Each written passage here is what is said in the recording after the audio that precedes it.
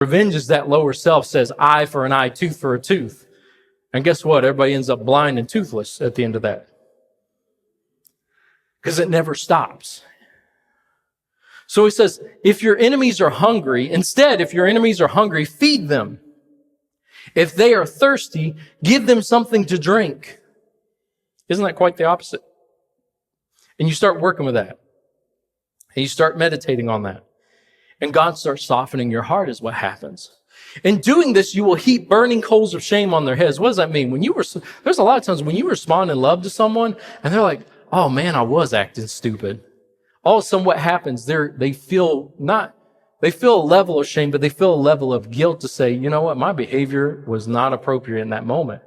And sometimes you know how the word in Proverbs says, kind words can turn away wrath. You can diffuse a situation or you can escalate a situation. And a lot of times our lower self-revenge mentality will choose to escalate the situation. And you, especially nowadays, you don't know how far that'll go. Somebody says, yo mama, and then blah, blah. People take it that far because we don't have enough emotional regulation. So it says, well, let's keep going here. Here's the big thing. Don't let evil conquer you, but conquer evil by doing good.